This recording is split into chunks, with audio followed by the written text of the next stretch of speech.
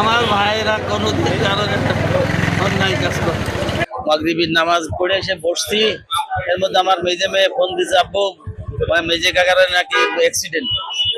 আমরা কি অ্যাক্সিডেন্ট করেছে? তো বলে বলতে পারবো, আমি যাচ্ছি মেজে কাকা। এই শুনে আমি সঙ্গে সঙ্গে ছোট ভাইটার ফোন দিছি, বললো যে বাইরে গুলি করেছে মাথায়।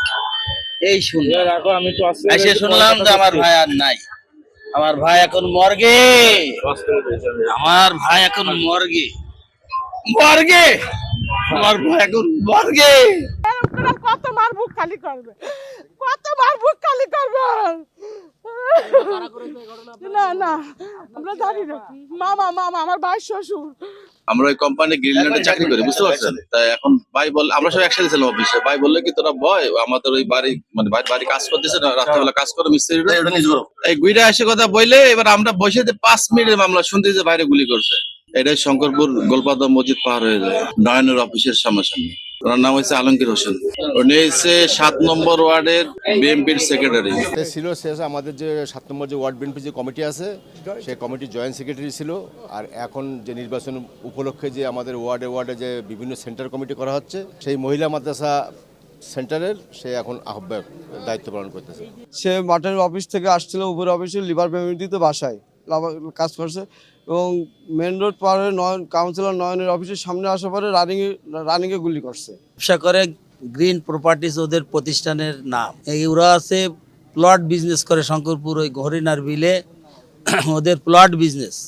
ওরা জমি কিনে প্লট করে করে বিক্রি করে, এ হচ্ছে ওদের মূল বিজনেস। এই বিজনেস থেকেই ওরা কাদের সাথে কি করে না করে না বেচা করে আমি সঠিক জানি না। আমি তো আমার প্রতিষ্ঠান 4 খাম্বার মোড়ে, আমি 4 খাম্বার মোড়ে প্রতিষ্ঠানেই ছিলাম। আমি শুনলাম আমার ভাই রে গুলি করেছে, পরবর্তীতে আমার ছোট ভাইয়ের কাছে ফোন দিলে বললো মাথায় গুলি করেছে। হাসপাতালে এসে শুনি আমার ভাই নাই। এই বিষয়টা অবশ্যই আইন শৃঙ্খলা বাহিনী বিষয়টি উদ্ঘাটন করবে। আমরা মনে করছি, আমরা বারবার বলার চেষ্টা করছি যে যশোর সহ সারা দেশে অবৈধ আগ্নেয়াস্ত্র উদ্ধার হওয়া প্রয়োজন। আপনারা জানেন যে এই 5ই আগস্টের পরে বিভিন্ন জায়গায় অস্ত্র মিসিং হয়েছে। আবার অনেকেই অস্ত্র লাইসেন্স করে নিয়েছিল, যারা নির্ধারিত সময়ের মধ্যে জমা দিয়েছে কিনা এই ব্যাপারেও যথেষ্ট প্রশ্ন আছে।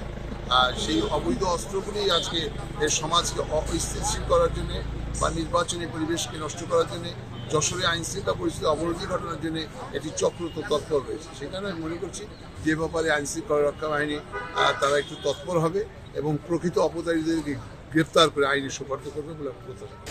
ওরে ভাই, ওরে করে যাচ্ছে আমি